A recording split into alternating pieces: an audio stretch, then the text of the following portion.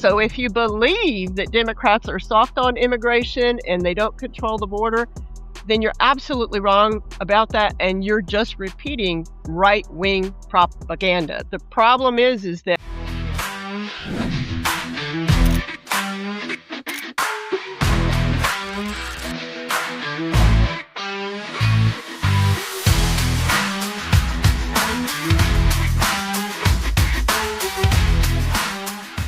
Hey everyone, I am shamelessly promoting Jenn on Blue Sky right now, telling people to join us. Jenn Budd, you know her, you love her. If you don't, you have to go subscribe to her wonderful Substack. Jenn is, I think it's fair to say, she's a whistleblower, a former senior patrol agent in California who resigned in protest. And I didn't know, she just told me this. She resigned in protest, which means she doesn't get any pension for her years of work in Customs and Border Patrol, right, Jenn? that's correct. And I resigned before 9/11, so I don't have any IDF training or anything like that. I understood what these agencies were way back then. It just took me a long time mentally and to get over a lot of PTSD and the things that I went through in the Border Patrol to come to terms with that. And I've been calling for the abolition of Border Patrol since my book came out in, I want to say 2021, maybe 2022, 3.5 years, something like that. And what is the name of the book? It's called Against the Wall, My Journey from Border Patrol Agent to Immigrant Rights Activist. In that book, I clearly state, my opinions in the beginning and my thoughts that there were legal avenues and that this agency was honorable, like they said. But then I have to face my own prejudices and ignorance and racism. So that's really what the book is about. So when people go, oh, sure, now you've come out, like some people are seeing this old TikTok video from Al Jazeera that was done a long time ago. And they're like, well, sure, she now is talking about it. It's like, I've been talking about this for a decade. So I understand people think I just up and quit and trying to get famous. No, I've been doing this work for a long time. So, Jenn, I'm perfectly fine with anyone getting up and quitting right now, right? So just if yeah, anyone's listening who is in ICE right now, if you're like, you know what, maybe I made the wrong decision, and now that I see that the majority is repulsed by me and calls me the Gestapo, if that's what it takes, fine. But Jenn's been at it for a long time, found out that she lost her pension, and that's tough.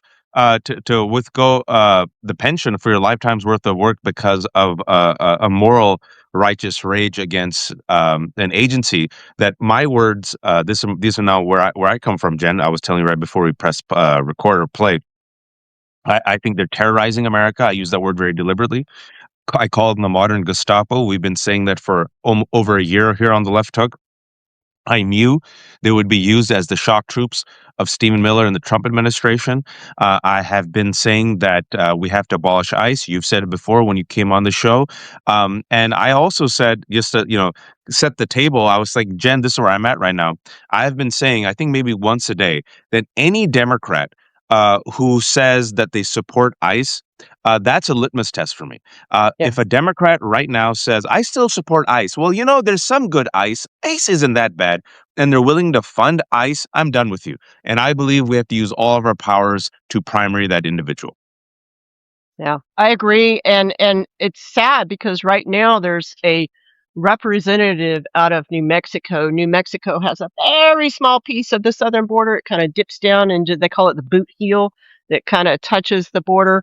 And there's a representative from there, a Latino man, I believe, who has this new reform bill out about ICE. It does. I don't think it talks about accountability. Don't quote me on that. I haven't read the whole thing, but it also recommends more money and funding for ICE and CBP. Done. Not going to happen. Not going to happen. And this is actually the problem this morning. I've been arguing with really what I call blue anons, who feel that the Democrats are really easy on immigration and that they're trying to bring them all in and this and that. If you believe that Obama wasn't brutal to immigrants, if you believe that Biden and Clinton were not brutal to immigrants, oh boy, do I have a lot of news for you. Because you're just wrong. And truthfully, who says that rhetoric? It's the right. So if you believe that Democrats are soft on immigration and they don't control the border, then you're absolutely wrong about that, and you're just repeating right-wing propaganda. The problem is that both sides have supported this. Both sides have funded this to the hilt. And if we do not hold our Democratic representatives just as accountable, we are going to have the same problems. You notice right now they're not saying too much about this. They Nope. threaten to bring in National Guard and stuff, but then they never do it. Um, Senator Padilla, Alex Padilla, is in the new HBO film Critical Incident, Death at the Border, which is on HBO and also streaming on Amazon Prime right now. I'm in it because I helped bring about the research to get this case before an international court, which found the United States guilty. And in that you will you will see Senator Padilla, all he has to say was, wow, this is really troubling if it's true. And right now, nobody's saying anything about it. Right now, that film would justify Democrats bringing Rodney Scott up for impeachment hearings. Rodney Scott is the commissioner of CBP. The film is based on a killing back in 2010, but it's relevant today because he's in charge of CBP and he's still using these cover up teams.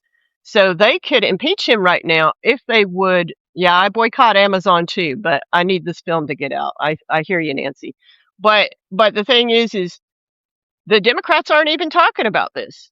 And why are Nope. they not talking about this? Because quite frankly, they're on board with this. They are on Absolutely. board with this. I think that's Most very of them. important. Most of them. Anyone who watches the Left Hook knows that I've been very critical of the Democratic establishment. I really, I'm going to quote you on Blue Anon, and the critiques that I was getting every time I criticized the Democratic establishment. Going back even a year and a half ago, the failure of the Democratic establishment and the Biden administration when it came to holding Netanyahu accountable, and I kept saying, how do you fight fascism at home if you literally endorse, fund, and support fascism abroad? Don't you criticize Biden? How dare you? You're dividing the Democrats. We have to think about moving forward. And this is something that Danielle and I have been talking about a lot now. It is, how do you move forward without accountability, without truth, right? Everyone wants reconciliation, but there's no truth, Jen. And so the sins and ghosts of the past continue to haunt the present and continue to haunt the future. And let me connect it to what Danielle and I were talking about yesterday is white supremacy and capitalism merged together are the enduring sins of this country. And white supremacy with the badge is law enforcement and the history of law enforcement. Not all law enforcement, not all cops, but you see what's happening right now with ICE. And Jen, before we talk about Renee Good in a second, because I haven't talked to you about Renee Good, have you seen the ads that DHS, ICE, and Department of Labor are openly promoting the heritage, culture, remigrate? This culture. I've been studying this for a while. I've been telling people this is straight up, without any dog whistles, white supremacist language and conspiracy theories and talking points to recruit ICE members. You're the expert. Am I off on this? No, you're 100% correct on that. It is flat out white supremacist. If you notice, they're not putting any drawings or pictures of the Latino agents up there to save their heritage. It's only white people. They've co-opted Norman Rockwell style Yeah. art, and they're using it as their own. I hate to tell these ICE and the Border Patrol itself. I don't know what the numbers are in CBP and ICE, but Border Patrol itself has over 50% Latinos. And quite honestly, that's what confused me when I first got in the Border Patrol, because they're teaching us all this stuff. And I grew up liberal. I grew up completely liberal, Democrat. My family's always voted for Democrats. And I was going to go to law school to be a civil rights attorney when I joined the Border Patrol. I had a really bad family and I needed to get out of Alabama, especially as a gay woman. And the Border Patrol offered me a position in San Diego. And I was like, hell yeah, let's go. And I didn't know anything about the agency back in the 90s. You got to remember there wasn't an internet, and we just didn't know anything about it. If you lived down here on the southern border, then you knew about it. But back in the 90s, they weren't really talking about it. That's not to excuse my participation in the Border Patrol. It's simply to explain it. And then it took quite a while for me to deal with who I was, and I ended up in 2015. So this journey that I've been on now for about a decade started in February of 2015 with a massive suicide attempt. That's why my hands are messed up. And I should have died, but I didn't die. And I decided in the funny farm when I was there, I decided that I needed to address this and really look at this. And then I decided to dedicate my life to telling people the actual truth of what is going on the southern border. And it just happened to coincide with all this. It's just circumstantial. And so I've kind of made myself an expert in this. I do a lot of research, a lot of the reports and articles you see from like anything from the New York Times to all the way down to Reveal News and a lot of other things. I'm usually advised on a lot of that stuff. And if I don't know, I'll tell you I don't know. But if you read my book, you'll see that I flat out tell you when I beat a man. I'll tell you when I violated people's rights. And I had to be very honest about that. It took me a good 4 years to write that book. And in the beginning, it was all about kicking ass and being a badass border patrol agent. And then I realized, what are you doing? You got to be honest about this. And I really felt this is where we were going over time. I hoped I was wrong. But unfortunately, I was right. I didn't know that. I'm so glad that you're still with us, and and the fact that you made something out of that tragedy and have found purpose. And I think this is you're doing God's work here by whistleblowing about these agencies which have a strict bro code where everyone's got each other's back. And to the point where they'll even cover up a murder in broad daylight that we have seen with our own eyes. I've Yeah. seen multiple videos now. I tried to be fair. I saw the videos of the officers. I saw Renee Nicole Good. I saw her wife and what she said. I saw it from every angle. Read the right wing news, read the left wing news, read the mainstream news, whatever that means, and Hmm. with the evidence of my own eyes, Jen, Yeah. it is clear to me that Renee Nicole Good, a mother, was sitting there in her car. Her last words were, "I'm not mad at you, dude." Unarmed. They knew she was unarmed. She got some conflicting orders. Her wife got out, was peaceful. Yeah, she talked a little shit. Who cares? Didn't spit at him, wasn't in his face. Took out her phone, unarmed. They knew they were unarmed in a friggin' what? A Honda Pilot. Just dropped off their kid. And this mother effer, this ICE agent whose name I don't even care about his name. He takes out a gun. Never, I saw it slow motion clips from every angle. The car did not touch him, Jen. I know. Takes out his gun, shoots 3 times in the driver's side window, kills her. His words were effing B, walks over to her, sees that he's killed her, then walks to his car, then drives away. Yeah. And there's 3 responses I want you to want your reply to. Okay. Donald Trump, before the body's even cold, says she violently ran him over and violently assaulted her, and then he doubled down in support of the officer on Air Force One. Your Mhm. response to the president of the United States and how he tried to gaslight the world. He's just following the long line of over 30 years of these ICE cover-ups and involving Border Patrol as well and CBP, where the very first step in this, and if people read my work, I have a newsletter entitled The Cover-Up Teams on my Substack on Borderland Talks with Jenn Budd. And in there, I only evaluate these types of cases. And they have secret and illegal cover up teams. And the very first step in that is to control that narrative. And so what you see is you'll see their union reps, their press information officers feed whatever they want the narrative to be.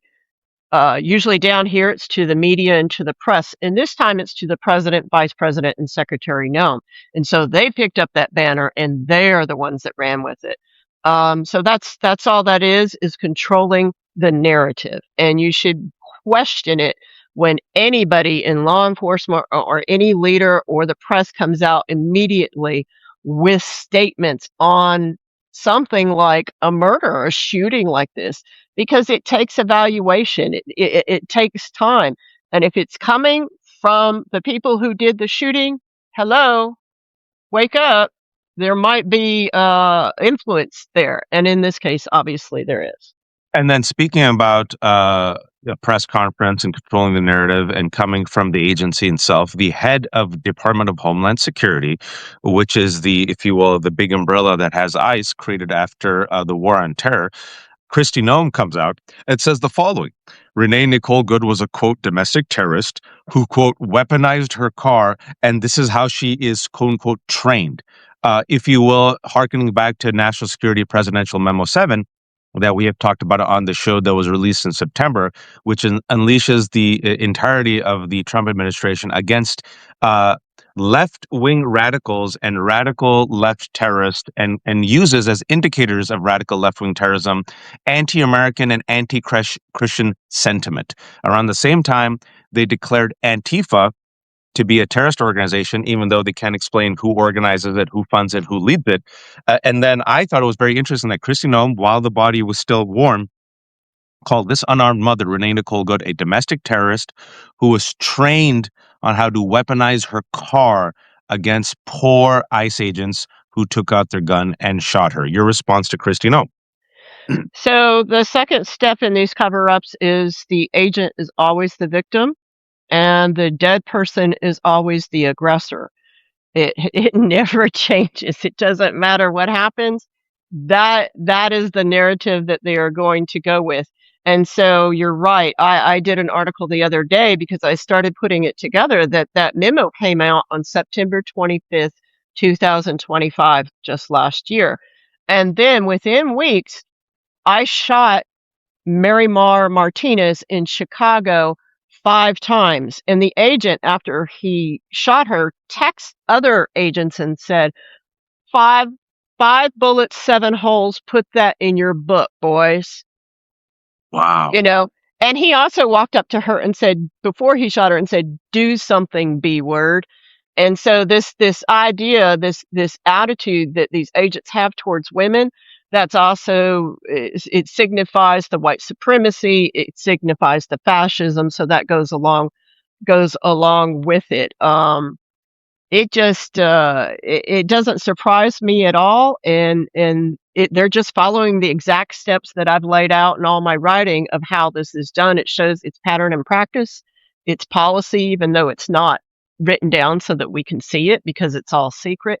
And they just keep getting away with it, and nobody will hold them accountable. I mean, even to messing up with the evidence that we saw when they dragged her body out, and then God only knows, and then they won't share the evidence, keeping it from the actual investigators at the state and local level, which do have the legal jurisdiction.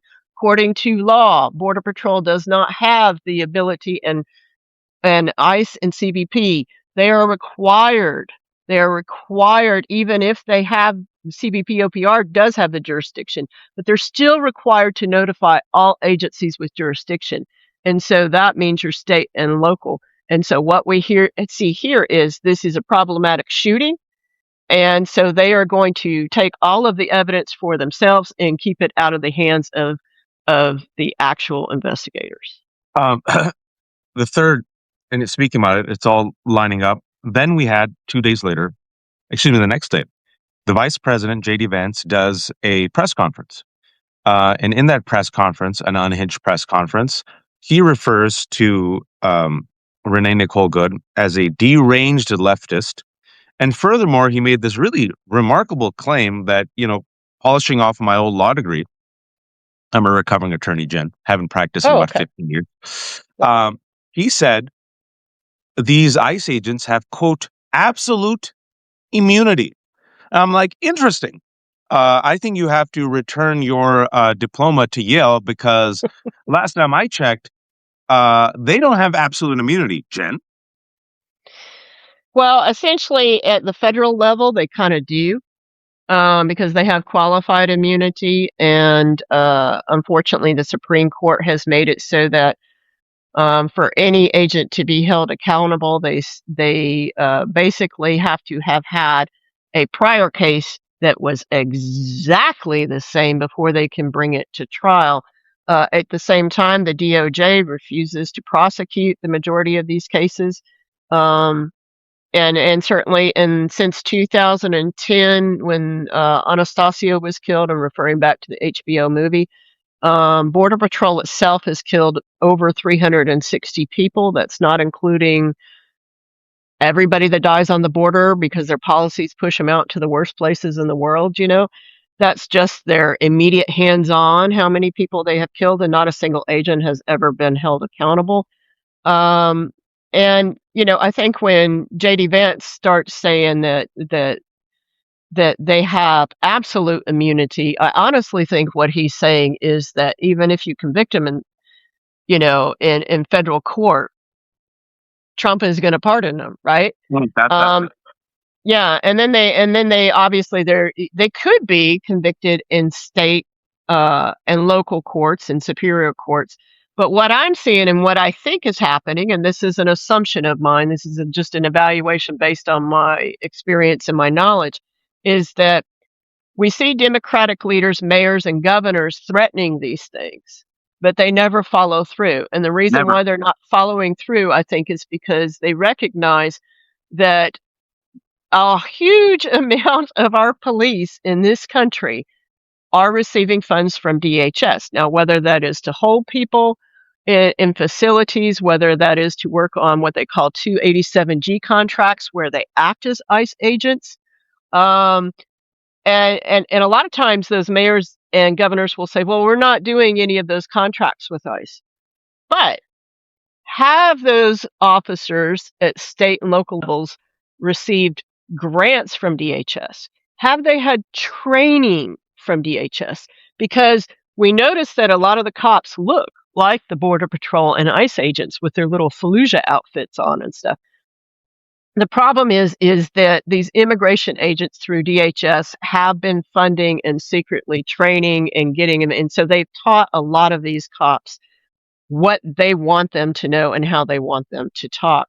And so, in a way, they kind of do have absolute immunity. I think that these mayors and governors are afraid to say, go and arrest this ICE agent, go and arrest this Border Patrol agent that did this crime, because I think that then they're going to have that confrontation that they're afraid to have, and they might find out that their police are not willing to obey their orders. I think that's what's and also, in all fairness, somebody wrote to me. I'm sorry I can't remember your name, but you're absolutely right. This is, if they do that, then the next step is civil war, flat out. So Wow. Some of those that work forces are the same that burn crosses. You have seen some Democratic officials come out and openly say there's no reason for us to fund this government because DHS funding is up by the end of the month. And one thing that Democrats can do is shut it all down. Maybe they should have kept the government shut down, and those 8 moderate centrist Democrats couldn't, who are paid, by the way, by the airline industry, who decided to cave in at the last second. Well, guess what the Republicans did? Oh, they got rid of the Obamacare healthcare subsidies. And now Donald Trump says that he'll use his power as president, whatever, to make sure that those subsidies are expired. You saw 12 Republicans join Democrats last week in the House, at least, and say, yeah, we should extend them. So you see small little fissures, but you see the centrists, and this is where the blue anon comes out. But it's interesting, Jen. The blue anon for the last 3 weeks. They used to be on my case. Why are you criticizing? Now the blue anon is they're a little bit mute. The vote blue, no matter who, how dare you criticize the Democrats? You're helping the Republicans. Now they're like, wait a second. You might be onto something. Some of these people might be useless. They might be complicit. They might yeah, be part of the big same club. They might not want reformation. They probably want restoration. They're cowards. They voted for the Lincoln Riley Act. They've thrown immigration reform under the bus. They want to be Republican light on crime, and it never works. I don't think they care about us. It's happening right now as we speak. So, this strategy of not funding DHS, because DHS funding is coming up, DHS is a big umbrella organization that houses ICE. My take on this, Jen, is how do you justify if you're, I mean, I don't even care about the Republicans anymore because they're psychopaths, but if you're a Democrat and still have some professed loyalty to the Constitution, the rule of law, how do you go out in 2026, 2027 and tell people that you funded the same organization that's terrorizing communities and murdered a white mom in cold blood? well, I don't think that they say that. I think to us that they're going to say, you know, they often like the Republicans, a lot of people ask me, how is Nome and the president and the Border Patrol and ICE, we can see that they're lying. So how do they get away with this? And it's like, because they're only playing to one audience. So your people like Schumer and Jeffries, the leaders of the Democratic Party, they are kind of playing just to their funders and their constituents. And unfortunately, their funders are a lot of the same people who are funding the Republicans. Joe Biden took more money from border infrastructure in as far as technology, not from people building walls and stuff, but the people building the technology that's now surveilling all of us, that is Valid here. allowing ICE to now go to protesters' houses and threaten them just because they say, ICE, get out of our town. They're now showing up at people's homes. And so Joe Biden helped fund that. I'm sorry, I hate to tell y'all that, but that's just the truth. So the Democrats, unfortunately, not all of them, but the vast majority of them are beholden to their funders, and that's the problem we have. That's the reason, quite honestly. I remember when Donald Trump got elected the first time. My wife is, I don't know, in her early 60s, 61, and I'm 54. And we grew up, obviously in the 80s and 90s, knowing who Donald Trump was, knowing that Donald Trump was funded by Russians after he lost all his money in his casinos. And everybody knew this. Everybody knew he was a perv. We obviously didn't know to the extent with Epstein and stuff, but everybody knew this. And you see that the Clintons are involved. I just saw this morning that the Clintons are refusing to testify in the Epstein files. So this is what allowed somebody like Donald Trump to get into office, is that both sides, unfortunately, are extremely, extremely corrupt. And it's complicit, folks. I know people don't like hearing it, but look, you've seen the photos of. I've said this before, and people get the blue one on gets really upset at me. They're like, "That's an old photo." I'm like, "I know it's an old photo, but I'm sharing it on purpose to show you that they're all part of the same big club." Bloomberg, it was Bloomberg, Clinton, George W. Bush, and Trump all golfing together, right? Mhm. It's a big club, folks. It's a big club at the end of the day. You saw Chuck Schumer laughing it up with Rubio a couple of days ago. Did you see the photo? Yep. Just bear hugging Rubio, right? They want restoration. And I want to give an example to people why I'm so harsh on them is because I believe I don't know what more evidence I can give people. Look at what they did to Mamdani. Look at what they're Yeah. doing to Mamdani. Look at what they did during the shutdown. Look at what they did to Joe Biden, who actually had a progressive economic agenda. It was the centrists who shut it down, not the progressives. Look at the too big to fail. A huge mistake of Obama, but at that time, being a black man with what he was going through, I think he was too conciliatory in this first term, too big to fail. All those financial institutions failed up and are about to f us up again with crypto and with AI. And now what Mm. we've always heard from both sides of the aisle is, well, we need ICE. I heard this even last year from Democrats. Come on now, Waj. You can't abolish ICE. We need ICE. Come on, Waj. The people won't come around to this. And I said, you have to message. If you message, they will come. If you give them stories, they will come. And I don't know if you saw the latest polls. A majority of Americans, as of yesterday's poll, Jen, are against ICE. A majority of people don't want to fund ICE. A majority of people don't support ICE. Now, that number could be higher, but it is a majority. It's like a little bit above 50. And the Mm. number that I knew was going to happen, I've been saying this for 8 years, 28% to 30% support ICE, support the officer. I'm like, yep, that tracks. We've lost 28 to 30% of this country. I've been saying it for 8 years. We don't, fine. But we could get 70%, Jen. Yeah. I mean, so Yeah. we have the majority. Tell me, your take on Democrats not saying abolish ICE as of today, January 13th, as of today, after the covering up Renee Good's murder, as of today, when we have video after video coming out of Minneapolis of them just terrorizing schools, citizens who work at Target. I'm sure you've seen that video, that kid they beat up who was brown, his Mhm. eyes shut. I mean, they're not ramming into cars, taking photos of people for Palantir technology, going door to door.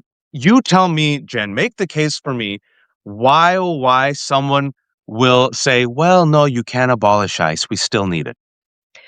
Well, essentially, I mean, the Democrats dropped the ball for so many generations on explaining the truth of these agencies. My education and my knowledge of this obviously goes back to the Clinton administration when I was hired. And Bill Clinton is the one who adopted, in an effort to reach across the aisle and go centrist during the crime bill. And actually that's what I was paid through, was through the crime bill. My hiring and my salary was. He adopted the Heritage Foundation's policy that was created by the Department of Defense and given to the Border Patrol to push people out to the most dangerous places. And Democrats started limiting the amount of people who could legally apply, and on top of it, started then so you're deportable if you come here legally and you're within status, but you commit a serious crime, and there's certain levels. And what the Clintons did is Bill Clinton did was that he made it more crimes. So now you're getting in trouble. So, I mean, you might have had a DUI from many years ago that was dealt with, and you did your fines or did your time or whatever, and that was not deportable. And now all of a sudden it was. So all of a sudden they're making people who have lived their lives here for many, many generations undocumented and throwing them back in Mexico. We have lost we have killed, let me put it this way, we have intentionally killed at least 80,000 people coming to our southern border since 1994, since Clinton's policies started.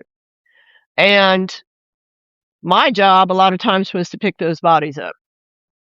I mean, And 80,000, that is, yeah, and so they are just as bad. And so they keep going down this road of not wanting to educate Americans on the truth, not being willing to point to what Republicans are saying that's racist, that's a lie, that's not true. Yes, we have some people here that are violent criminals that we need to address.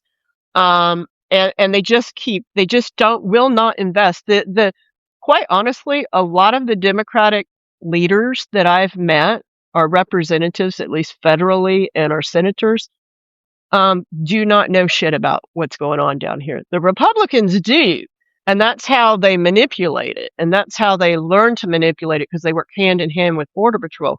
The Democrats come down here and they listen to the Border Patrol, and they only listen to the Border Patrol, CBP, and ICE, and repeat what they say, because they feel to not do that is unpatriotic. Before 9/11, most people don't know this. Before 9/11, the Border Patrol and ICE did not exist then, but it did in the sense of criminal investigators, which were old Border Patrol agents. And CBP was known as Customs. And the same shit was going on, the same cover-ups and everything that we are seeing now. And so this is a long-standing problem. And all of us on the southern border are seeing what people are going through in Minneapolis and in Chicago and going, yeah, that's pretty much what has been going on down here the whole time. And now you finally see. Now you finally see. And they do not believe that the Fourth Amendment exists down here. There are limited constitutional rights within 100 miles of any land or water border. And every single time the Democrats get in charge or have a chance to do anything, they just put more money into it. Because that, for them, for a long time after 9/11, meant more votes. And that's all they cared about. So they have not bothered, like, nobody's reached out to talk to me about this film. Nobody. And they just don't care. They are intending for the midterms and for the next presidential election, if it happens, to keep on the same rhetoric. And they might do what Joe Biden did in his election, where he's like, well, we'll look at amnesty. We want to have legal avenues. I think it's terrible that you separated children. And then he turns right around and and goes back on his word on every single freaking thing. Are the Democrats better than the Republicans? I mean, when you have no other choice, yeah, I guess I'll have to vote for some of these schmoes. But, eh, I'm sorry, they're not that much better. And this is why we are where we are. And if we don't address this, we're going to stay here. So. I don't wanna gloss over that number that you mentioned, because I think I've heard it in the past, but it just hits a bit different. You said 80,000 people have been killed at the At border. least. At And, least. speaking about the HBO movie, it's about one of these murders. And I'm can you illustrate that enormity of that crime through the story of the woman who was killed in the HBO documentary that you participated in? In this one, it was a man. His name was Anastasio Hernandez Rojas. He was an undocumented immigrant who lived here in San Diego for 20 years, 20 plus years. He had 5 children who were in the United States. His uh, his basic crime was crossing the border to earn a living and have a family. Um, and then one night he found himself in Chula Vista Processing. That's a little suburb down here in San Diego. And an agent asked him to put his water jug in the trash before he went into the processing center. And there was no problems in his apprehension. Everything was fine. He was fine. And he took his water and he poured it into the trash can. Probably just a misunderstanding in Spanish, or whatever, because he did not. My understanding was he did not speak English. And this infuriated the agent, Agent Ducoin. This is Border Patrol. And so you can see him in the Chula Vista Processing Center. They claim he was so dangerous and all this other stuff, but he wasn't even handcuffed the whole time he was sitting there. So he's sitting there and he points to his foot because you can't hear the audio, points to his foot, and he's like, "No, you're going to take me." And what you hear the Border Patrol agents in the processing center say in their depositions and interviews with the San Diego PD homicide unit is he was different than the other migrants. He spoke up a lot and he demanded his rights. And in Border Patrol speak, that tells me, oh, they were going to teach him a lesson. And this is what they did to Renee Good, is they taught her a lesson. Yep. This gets a lot of people killed with immigration agencies, is when you contest their authority. And when you question them, it kills a lot of people. And so the supervisor said, "No, everything's fine. You don't have a problem." But see, the thing is, Anastasio had a previous injury that had a surgical pin in it. And so he knew if they put him back in Mexico, then he wasn't going to get that. And so in order to get rid of him, they forced what is called a voluntary return. And that means they force him to sign a paper saying, "I give up my rights to have a hearing before the immigration judge, and I voluntarily will go back to Mexico." And so they don't charge him necessarily with a crime or anything. But it's also used nowadays as a way to get rid of problems. And so they were pushing him through a Border Patrol gate that all the agents have the keys to down here at San Ysidro Port of Entry. There's also a spiral stairway at the time. It's no longer there, but people were going back and forth between Mexico and the United States. So there were lots and lots of witnesses. And he was like, "No, no, you're going to pay for this. You're going to pay for this because I can't pay for this. I need to see a doctor." Two ICE agents see Agent Ducoin and Agent Philip Kraselwitz from the Border Patrol pushing him through, and he's kind of resisting in that he's pushing back and demanding his rights. Not hitting, he never hit anybody. He never touched anybody. He's just pushing back on them. And they proceeded to all jump on him and kick him and beat the tar out of him. They kneeled on his back. You can hear him screaming, "Ayúdame," which is Spanish for "help me." And then you hear people screaming at him, "Leave him alone, don't do that." And so then they drag him, he's handcuffed behind his back, drag him over to another area where they hope that they can't see what they're doing. At that time, at least 12 CBP officers, so basically customs officers from the port, come and they surround Anastasio in a Rodney King style. And they proceed to take turns to beat the crap out of him, kicking, punching, whatever. Then a CBP officer, his name is Vales, Vales, all of a sudden starts screaming, "Stop resisting, stop resisting." Now, he's doing that even though Anastasio is laying in the fetal position with his hands behind his back. And they also took the man's pants off to humiliate him.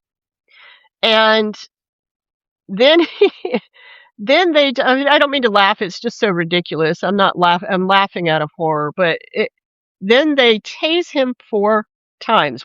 Vales does this. Now, In tasing, you're only supposed to tase for 5 seconds. It can be a little difficult, obviously, in chaotic times if you have to use your taser for a legitimate, use of force incident or this or that. I understand that. 2 of the tasings were for 5 seconds and 2 were for more than 10 seconds. One was for over 13 seconds. And that 13-second one was directly to his heart. And he stopped breathing. And his heart stopped. And it took one of the heads of CBP, of the San Ysidro report, to go, guys, he's not breathing. You need to get on him and do CPR. And so then they get on the radio and call an ambulance. And at this time, more Border Patrol agents and CBP officers are sitting on the side watching this happen. Even supervisors who are supposed to put a stop to it are just simply watching them beat the shit out of this man as people are screaming for them to stop. And we have the video and everything of them encircling him and tasing him and doing this. And when they're done and they've killed him, Vales looks up and sees all the witnesses. And he gets on the CBP radio and he radios for backup. And 2 female CBP officers, and then the private security, Paragon Security, which is contracted to help with security at San Ysidro Port, also showed up. And they proceeded to take everybody's cell phones that they could get a hold of. Obviously, they didn't get a hold of everybody because we have different videos, and actually go in and erase it. And so that we have agents from all three immigration agencies committing use of force violations. We have them getting rid of evidence. We have them obstructing justice. And then when Border Patrol requests the ambulance over the radio, Border Patrol dispatch, San Diego dispatch, automatically knows to call in the illegal and secret cover-up teams known as critical incident teams. And that's when, the teams show up. They never called the agency with jurisdiction. None of them. None of the agencies with jurisdiction, because Border Patrol does not have the right to investigate their own use of force. They did not call San Diego PD that night. They did not call they did not call the FBI. They did not call DHS, Office of Inspector General. CBP's Office of Professional Responsibility did not exist at the time. They did not call any of them, and they proceeded to clean up the area and then label it as a medical incident. Then they went to the autopsy. These teams went to the autopsy while the San Diego PD homicide had no idea that this happened, and they proceeded to pocket the evidence. And then the thing that's most dire is the guy in charge at the time was Chief Rodney Scott. And today, Chief Rodney Scott is now the commissioner of CBP. And to fast forward, the Southern Border Community Coalition is the organization that made the complaint about these teams with my work and me coming forward to say, yes, these are cover-up teams, they are illegal. And then I did the research on it. So they filed the complaint with CBP, and it was during the Biden administration. And thankfully, during the Biden administration, they said, yeah, you're right. These teams are illegal. They are not allowed to exist. And we were like, okay, let's have hearings. Let's open up the files. We have tons and tons of people, like I'm friends and close with a lot of the victims. There's an actual group called the Border Patrol Victims Network on Facebook, where a lot of these families go to try and get justice and try and at least talk to each other and get some kind of trauma healing after all this. Unfortunately, and I wrote an article on it at the time, the Biden administration had the chance to do the right thing. And what did they do? They covered up the cover-up teams. They rolled them into CBP's Office of Professional Responsibility, which is CBP's internal affairs, that also investigates Border Patrol as well. And you should know that during that time, the head of CBP's Office of Professional Responsibility Investigations was a former Border Patrol agent. The majority of their investigators are ex-Border Patrol agents, ex-critical incident team members. And eventually, basically what they did is they legalized them. So Biden legalized them. They have the agents in the Border Patrol critical incident teams take off their Border Patrol critical incident team T-shirts and put on, and they resigned, and then they got rehired by CBP Office of Professional Responsibility, and they are now doing the exact same thing. So what I saw when I look at the murder of Miss Good is the exact same thing, where they follow the steps of controlling the narrative and this and that. And so it's so ingrained in everybody there. At the same time, what they started doing after I was agent, is they brought in agents that they felt were, what we call it in Border Patrol, is bleed green, Mm. when you're really like hardcore.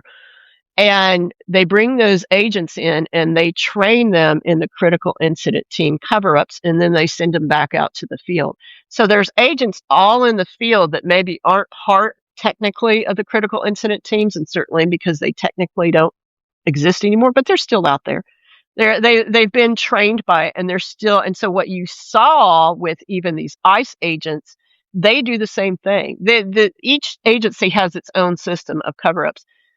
One thing I had hoped when I was researching this was that CBP would recognize, oh, these teams are illegal, and let's just deal with it and create a team, because CBP, Office of Professional Responsibility, does have jurisdiction to investigate things like that. But they didn't. They continued it until, for over 20 years. And then the way they did it is the procurement for forensics evaluation, they hid with in CBP's Office of Professional, what was it? It was CBP's Laboratory Science Services, LSS. Sorry, everything's an acronym in the government. So they were hiding that they were buying these teams equipment, instead of Wow. just saying, hey, we evaluate this. This is wrong. Let's move it to here. So you see this over and over again.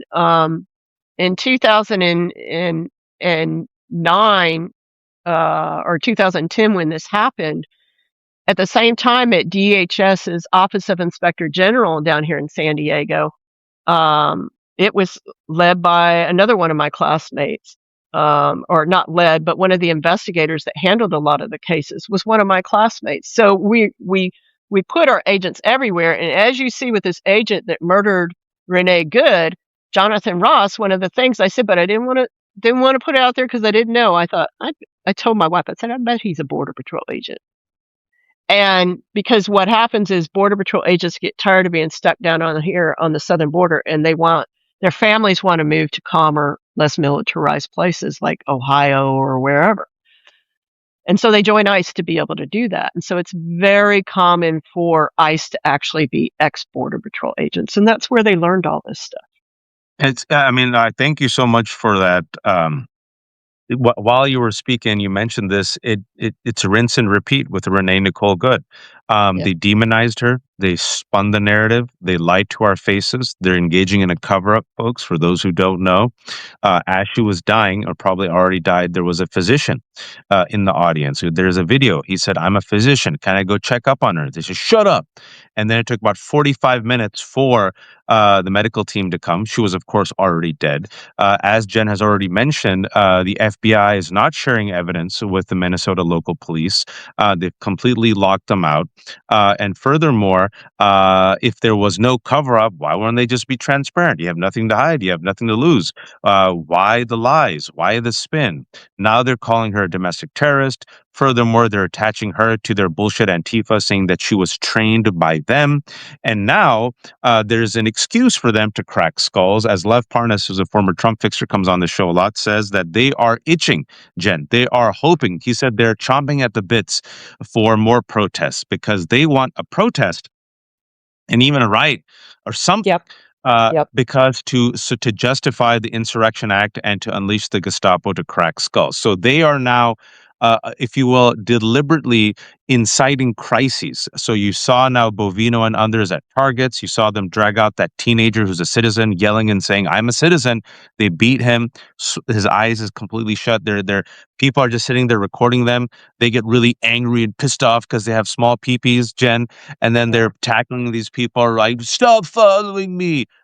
They opened up a car window, dragged that guy out. They're dragging out legal observers. And folks, sorry for Jen, I think you might agree with what I'm about to say. This has been happening forever. It's been Yep. happening with black bodies, brown bodies, Muslim bodies, Arab bodies, anyone who looks Muslimy or black and brown. And now the war has come to the suburbs. ICE has been unleashed, like we all said, against white folks. And if Yep. a white unarmed mother is not safe, what do you think is going to happen to you?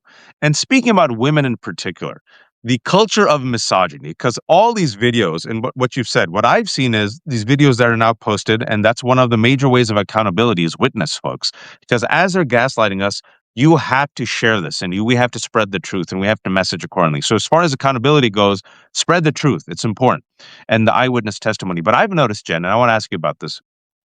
They really, they really, really, really hate unarmed, young or middle-aged, harmless white women simply disagreeing with them. Because I've seen video after video after video of women simply saying, nah, I'll keep filming. No. And when a woman says no to them, they seem to lose their mind. The culture of misogyny within CBP and ICE, am I just making it up? Are these some bad apples, or this is part and parcel of the ethos there? Okay, I see people asking for the name of the doc. It is Critical Incident Death at the Border. There you Um, go. That's the link. yeah. And so the only thing in my experience in the Border Patrol, I was not in ICE or CBP, but like I said, the culture is the same. My experience is that they really hate women. The only thing they hate more than women are migrants. And I base that off of in the Border Patrol. So we've had female agents in the Border Patrol since 1975. And in 1975, our first Latina agent at the academy was Ernestina Lopez, and they raped her. And she complained about it. And so they fired her. And she ended up eventually becoming a customs agent back in the day. And she's like 85 years old now or something. You can hear about this on a podcast called, it's from Reveal News, and it's called, I think, The Fearless 5%, because as I said, that's what we're called. We're considered to be tougher than other women because we survive our sexual assaults and hazing. 20 years later in 1995, I was raped just a few weeks, about a month before I left the Border Patrol academy. And a lot of times the thing against the wall is also kind of, the title of my book is also kind of a metaphor for like, people are like, well, how did you do that? Because obviously I knew there was a problem with this agency even when I entered. Um, but quite honestly, I felt like I just needed to prove myself and be a good agent. And obviously this isn't everybody else. I did not understand the systemicness out of it. Fast forward to 2019. In the Reveal News podcast, they did it again in the academy, and they've done it many times that we don't know about. There's not a single female agent that has not either lost a position or had to put up with either outright sexual harassment or outright rape. I mean, obviously not all of them have been raped, but it's some form of misogyny and harassment. Um, and you only get promoted to the highest ranks if you're willing to cover that up as a female agent as well. Um, what I think is very important that a lot of people are missing and nobody talks about, and I'll try to be quick because I know you have other interviews today, um, is you have to understand that a lot of the adults today were born in and around 9/11 or after 9/11, the people that are in these agencies. And prior to 9/11, everybody pretty much knew Border Patrol was crooked and piece of shit agents, uneducated, brutal and all this other stuff. Everybody knew that. But after 9/11, even though the immigration agencies, Immigration Naturalization Service, INS, which is what Border Patrol is under, were the ones who let the terrorists in and were never held accountable, they have been given the honor and valor of now protecting all of us from these so-called terrorists.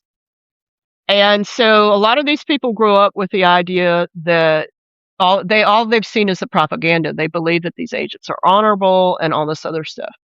I saw, oh, what's her name? The president's press secretary. Love it. Leavitt. Yeah. I yesterday. saw her yesterday come out on the driveway of the White House and say, these people are all pedos, they're all rapists, they're all this and that. And I'm like, sweetie, have you ever seen the U.S. Border Patrol? I mean, do you know how you get your 5% title? And I have documented this over and over. The Reveal podcast documents this over and over. And it continues today, according to female agents that I talk to.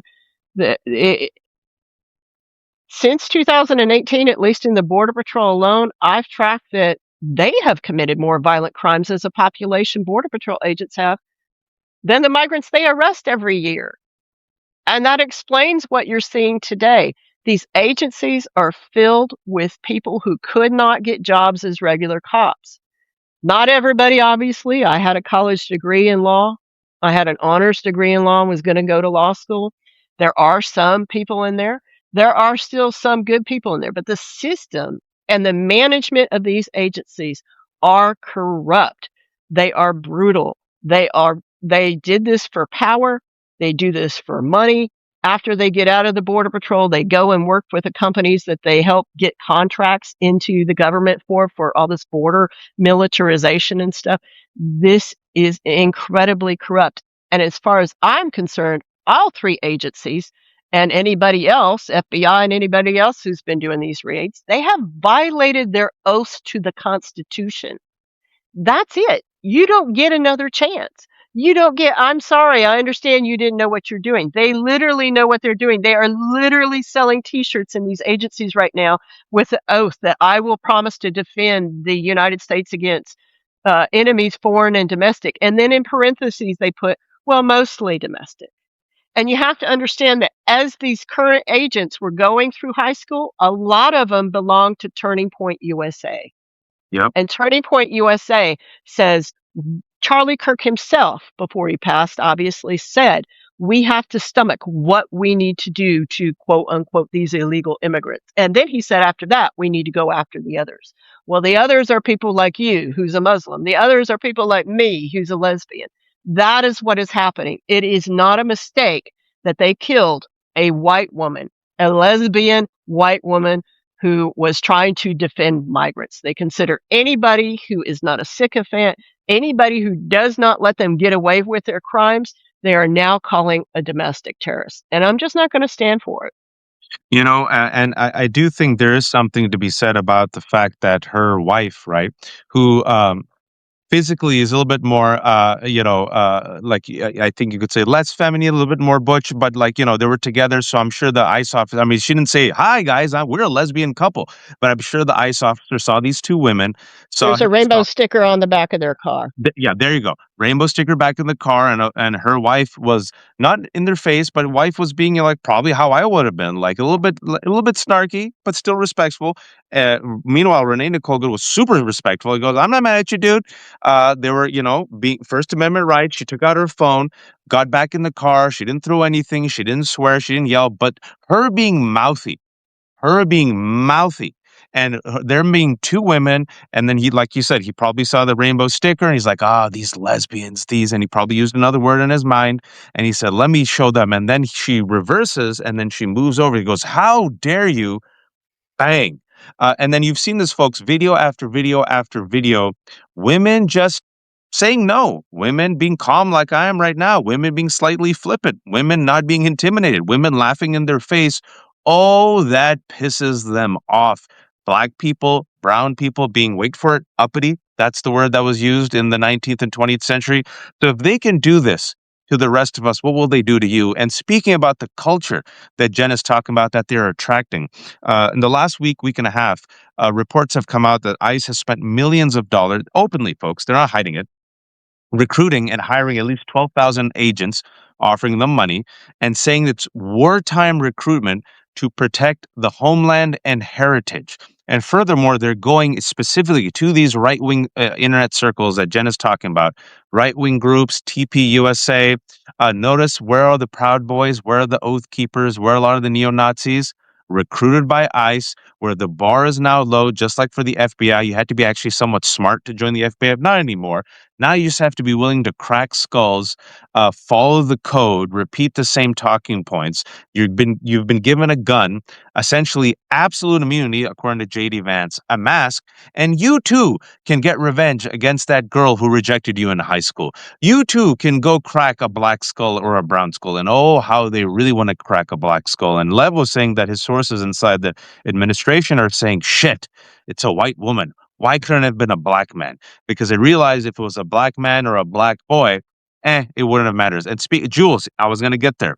One of us for all of yours. Now, for those in the chat are asking ourselves, what is Jules talking about? Watch, what do you mean? Who's watching? People are watching this on video on YouTube. One of us for all of yours. When Christy Nome was speaking at a podium, there was a placard. One of us for all of yours. I know what it means, but Jen, can you explain to people what that is? It's a white supremacist statement that means essentially if you harm one of ours, we're going to kill all of you. And that's exactly what they intend to do. People need to take them seriously. These people who I was on Minnesota or Minneapolis, I'm not sure what the M stands for, public radio over there right when this happened. And I did 2 hours, and there were a couple of men that called up and said, you just need to do what they tell you to do, and this and that. She was doing what they told her to do. She was not blocking the road. She actually waved other people to go ahead of her. That shooting was bad just on a law enforcement standpoint for a lot of reasons. He violated policy left and right. He was too close to the vehicle when he circled around it. What I also notice is that he holds a cell phone in his right hand, which happens to be his gun hand. I know that because his gun is on his right hip. That's a big no-no. He's supposedly a firearms instructor. You're not supposed to occupy your gun hand when you're working. So he goes around the back. If he was terrified of these women, he wouldn't have gone so close to them. And then he also makes a third mistake in that he is right up against the front of the car, which in 2013, the PERF report, that's the Police Executive Research Forum, had researched Border Patrol and said, you all need to stop allowing your agents to put themselves in the path of vehicles. This is being used to justify their shootings. You need to stop this. And that was done when Ross was a Border Patrol agent in Texas. So he knows all this and he teaches this, and yet he still does it. He switches the phone to his left hand so that he can draw. That's when she panics. And I have looked at that video slow-mo. I've looked at it over and over. He is in front of the vehicle, but he is right to the right of the front headlight. And he actually reaches over and leans into the driver's side windshield so he can get her. And he leans across the hood, and the bullet goes into the right corner of the driver's side windshield, showing. So if Minneapolis PD still has the car and the body, then they could do probably trajectory based on the video and stuff. I don't know if they turn that over to the FBI. But then on top of it, you're not supposed to shoot people in vehicles. Number one, what she did at worst was a traffic violation, which ICE does not have the legal authority to enforce. And they should have called the Minneapolis PD if they wanted to deal with it. But the reason why you don't shoot into vehicles was what you just saw. Because when you do, a lot of times it either kills them or it incapacitates them, and their foot hits the accelerator and they fly off down the road and end up killing somebody else. Everything he did. Oh, and then the last thing that he did wrong as a firearms instructor. I was not a firearms instructor, but I was a very good shooter. I will say that. Last thing he did wrong as a firearms instructor was that he shot with his partner right next to the window. And if you look back at it, his partner's in the window trying to open the door and get her out. He shoots right there, and the partner goes like this with his hand, like he got a ricochet almost. I don't know if he did or not. And then you see him after the car drives away. They're looking at him like, what the F, man? What did you just do? But these agents will, of course, all get together. The shooter, the leaving the scene, that's all normal. Saying he's in the hospital even though he's not injured, that's all normal to make you think that the agent is the victim. This is all pattern and practice that they have done over and over, and they've got this down to a T. Everything I saw is how the critical incident teams and the cover-ups always, always, always work. I'm so glad you mentioned that because I've been trying to ever since I read this a couple of days ago. I've been trying to bring it up in every conversation. Is that he violated ICE protocol? So, like Mhm. literally on camera, you have him violating the protocol that they are taught. You're not allowed to discharge your weapon in a moving vehicle. You're not allowed to discharge your weapon in a moving vehicle with an unarmed driver, precisely for what you said, because now you have another weapon literally craning perhaps on the road 40 miles per. He did all of that, folks. And Bill O'Reilly, the way they lie to you, the way they lie to your face, Bill O'Reilly said, well, he discharged the weapon while he was in front of her. Okay, this is the car. This is him.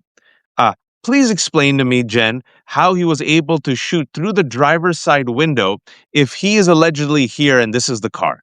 Can someone explain how the physics works? How the bullet went through here, then what? They're lying to our face. They're lying to our face, and now they're covering it up. And there's some breaking news that happened just 5 minutes ago, 11 minutes ago. Three prosecutors quit after push to investigate ICE shooting victim's widow. This is in the New York Times. Joseph H. Thompson, a career federal prosecutor who was the acting U.S. Attorney of Minnesota last year, quit after the Justice Department sought to examine the woman's supposed ties to activist groups. Let me read the first paragraph. Three Minnesota federal prosecutors resigned over the Justice Department's push to investigate the widow of a woman killed by an ICE agent and its reluctance to investigate the shooter, according to people with knowledge of their decision. Joseph Thompson, who was second in command at the U.S. Attorney's Office and oversaw a sprawling fraud investigation that has roiled Minnesota's political landscape, was among those who quit Tuesday, according to three people. Mr. Thompson's resignation came after the senior Justice Department officials pressed for a criminal investigation into the actions of the widow of Renee Nicole Good, who was killed by ICE agents. So this is normal. This is another part of the steps that they do in the cover-ups is they investigate the victim and they investigate the victim's family and they target them. They will not put any investigation other than trying to prove that their agent was actually the victim. They will not actually conduct a real investigation. In Anastasio's case, John Carlos Frey, who is a journalist in the movie with me, he he found a video that showed when the agents were surrounding and beating him up in the Rodney King style 2 years afterwards. The victim didn't want to give the video up because at the time she, I believe, was dating an undocumented man and was afraid for his life. And she was afraid for her own life. And so when he finally brought that forward, the Department of Justice refused to even look at it, even refused to look at it. And so they will just ignore the evidence that they don't want to see. They will make up the evidence that they want. In Anastasio's case, Rodney Scott put out that he tested positive for meth. He tested positive for an amphetamine of some sort because the EMTs pumped him full of drugs to start his heart. And all the drugs that they said, I was like, does this cause a false positive? And then even the emergency room, yes, it can cause a false positive. But they are going to paint them out to be either they're on drugs or they're Antifa or they're crazy or they hate ICE or this and that, and then try and justify everything. Even J.D. Vance, when he said, well, this guy, he was hit 6 months ago. Now, by another car, and so he's sensitive. Number one, he shouldn't be on the job if he's sensitive to that and if he's scared, if he feels the need to shoot people in cars. I personally, when I was an agent, was run over by another agent on Border Patrol property on purpose because I was whistleblowing at the time. And he told me to shut my mouth after he ran me over. Do I then have the right to take my gun out and shoot every Border Patrol agent that's around me in a car? No, I do not. And so this agent, if that is even true, I don't know if it's true because the only picture I saw of him supposedly laying in a hospital bed did not show his face. It was blurred out. And you should expect that that might not actually be the actual officer because the officer that shot Miss Good and killed Miss Good, murdered Miss Good, was kind of chubby. And I don't say that to be mean. I'm a chubby woman myself. And the guy in the hospital bed was not very chubby at all. So you should doubt that. They will 100% investigate the people before they actually investigate the agent and whether he violated this person's Yeah, rights. I've That's kept you a standard. bit long. I've kept you a bit longer. I've been selfish, and so I'm going to just keep you for 8, 9 minutes. And then we have at 1:30 for those who are watching, we have another very important conversation about what's happening in Iran. Trita Parsi is a fantastic expert on Iran, so he'll separate fact from fiction, the lies from the truth, and then talk about the protests, what's happening on the ground, the repression, and other foreign actors, including the Trump administration, who are trying to meddle and of course will make everything worse. But speaking about accountability, thank you all for listening. There's about 2,200 people here. I'm talking to Jenn Budd, former senior patrol agent, border patrol agent in California, who quit. She's been a whistleblower. She has a fantastic memoir out, which I will again share. Against the Wall is the name. She also was a consultant and was interviewed for this fantastic new HBO documentary that came out a couple months ago, Critical Incident, which talks about basically the culture of CBP, Border Patrol, and ICE, and how they just straight up murder people and cover it up. If you've been joining us late, she talks about the murder of an immigrant, and it's literally tit for tat what we're witnessing right now, folks, in Minnesota. And we all kept saying, "Hey, man." If they can do this to brown, black folks, and Muslims, it's one of these days they're going to do it against white folks. And a lot of white folks are like, nah, it won't affect us. Only the pro-Palestinian activists and the trans and the Muslims and the Arabs, right? And the blacks and the undocumented will be okay. Fascists come for everyone, folks. Fascists come for everyone.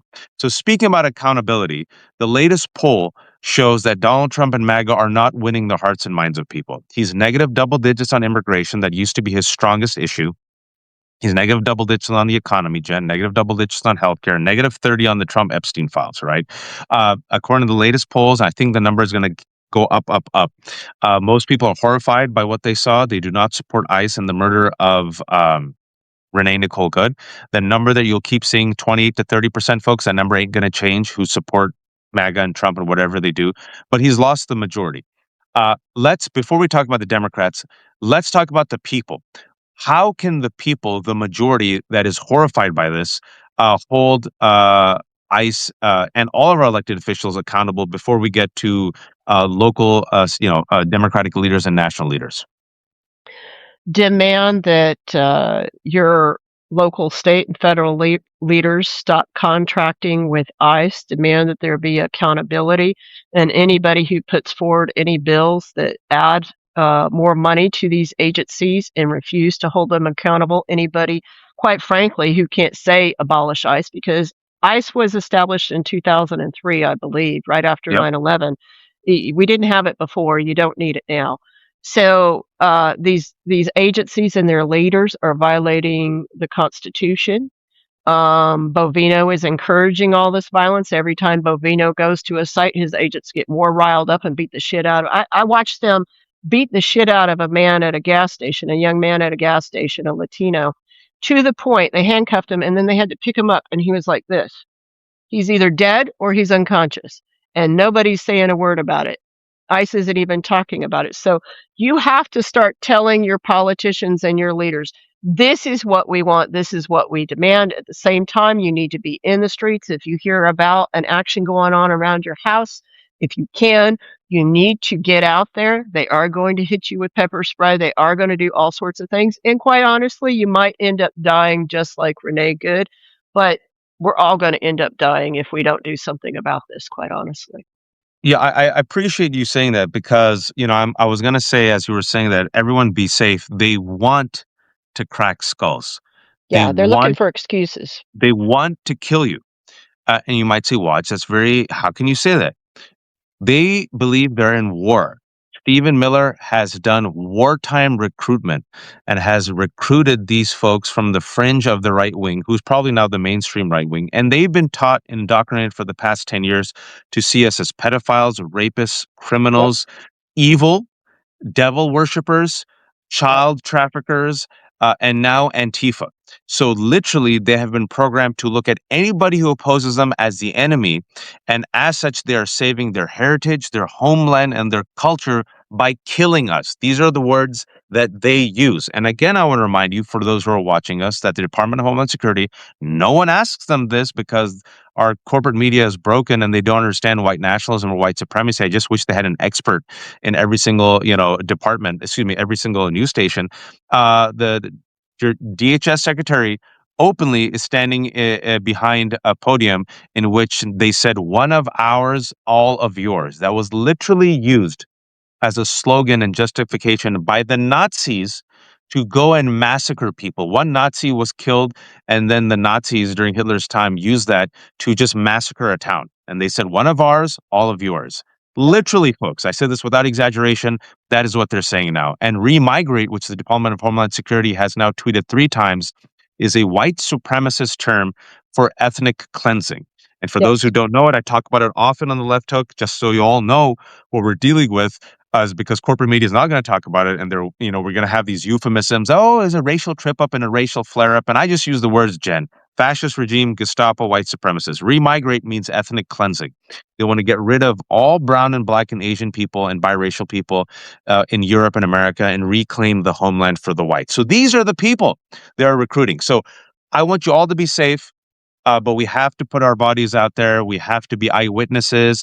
I do believe in the power of more and more videos coming out. A report came out, I think it was Zeteo or Intercept, or maybe Ken Klippenstein, pardon me, where these ICE agents are feeling the pressure. They're like, "Oh shit, we don't have the numbers. People don't like us." It's You Ken. Yeah. Yeah, Ken, right? Thank you. And that makes sense to me, Jen, because we're human animals. We're social animals.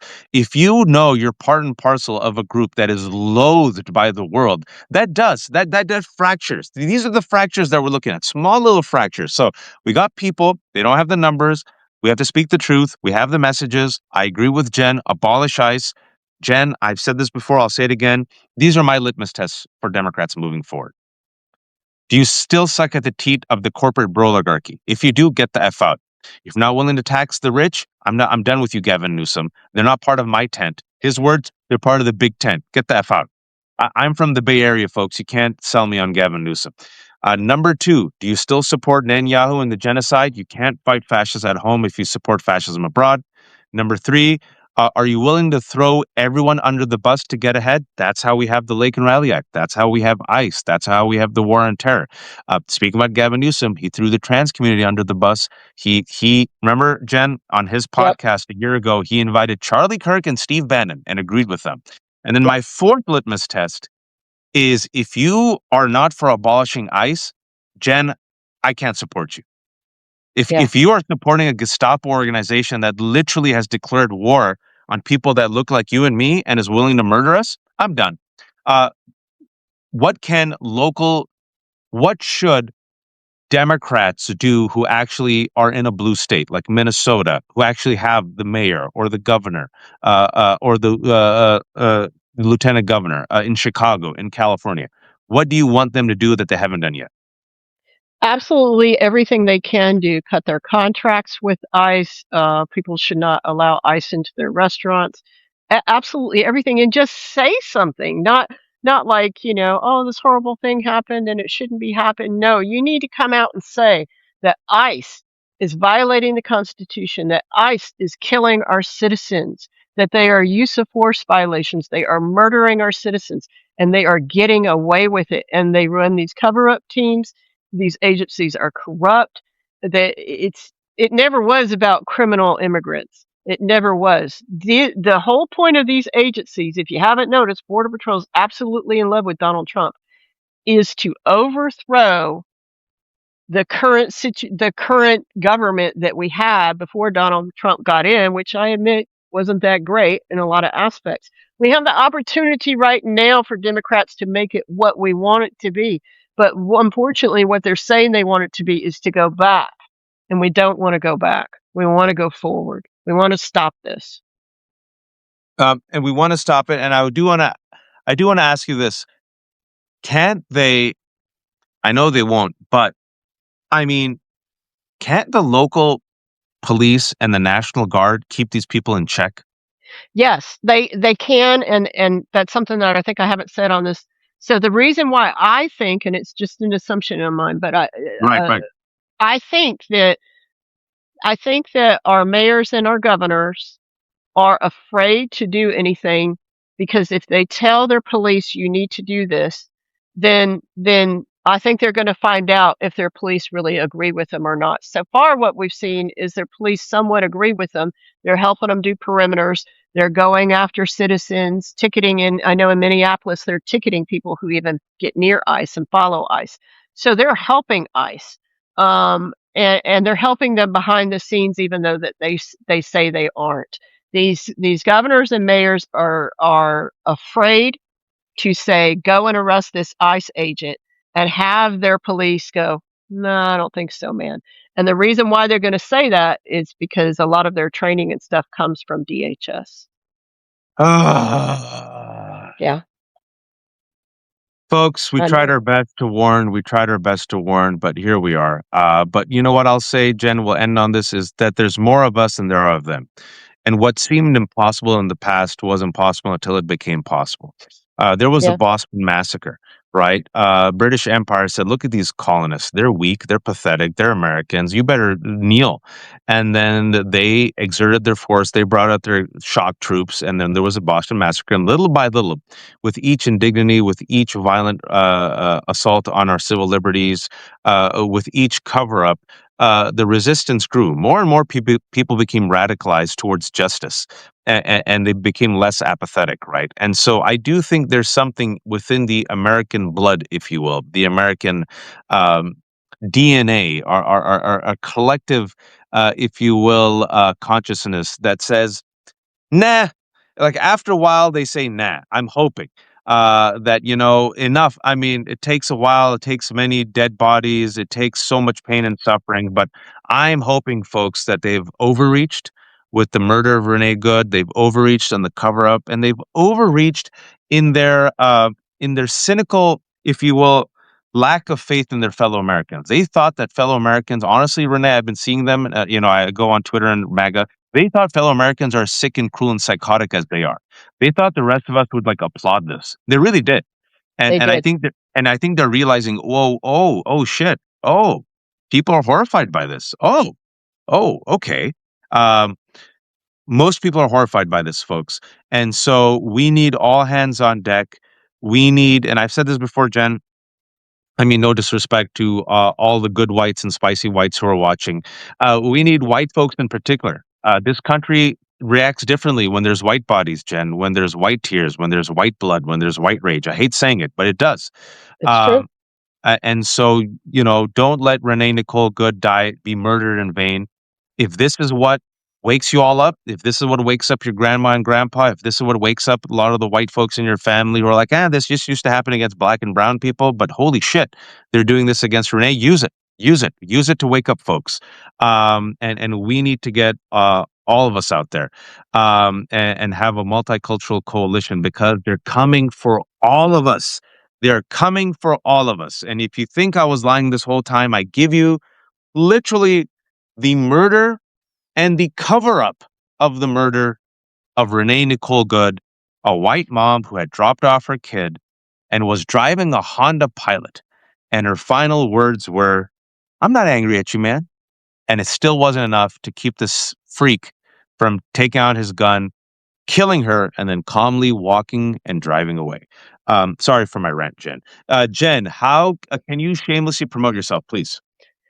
I have a Substack called Borderland Talk. I also run that as well on Ghost. If you don't like Substack, you can go to Ghost and see that. I have a YouTube channel called Borderland Talk, and then I'm also on Blue Sky. So my book is called Against the Wall, My Journey from Border Patrol Agent to Immigrant Rights Activist, and I'm currently in an HBO documentary called Critical Incident, Death at the Border, which can also be seen on Amazon Prime. And Jed, what's the best way? And let me shamelessly get you some money. What's the best way people can financially support you? Is the Substack? It is a Substack. They can also do that from the Ghost website as well. And I just want to say that if you think I'm getting rich off of this, I'm not. Upwards of 95% of any money I make goes either into my research or to actually Border Patrol victims who have and their families. And I also put that money into water barrels in the Sonoran Desert with Humane Borders as well.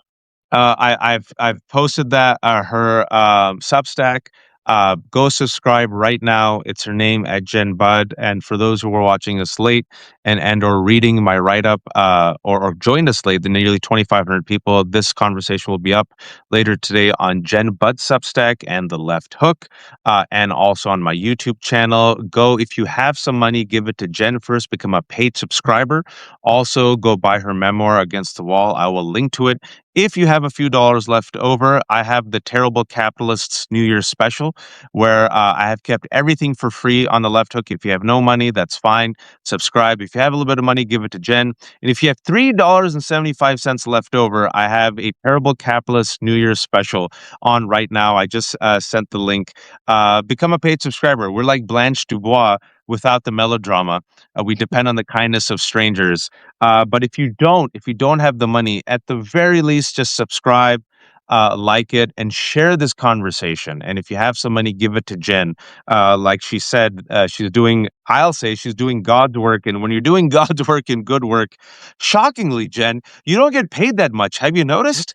It's Yeah, interesting. I don't, it's funny because I don't, the right wing, they get so much support. I don't get any support from NGOs. I have no grants, no nothing. So actually most of what I pay for is quite honestly out of my wife's own money that she works for.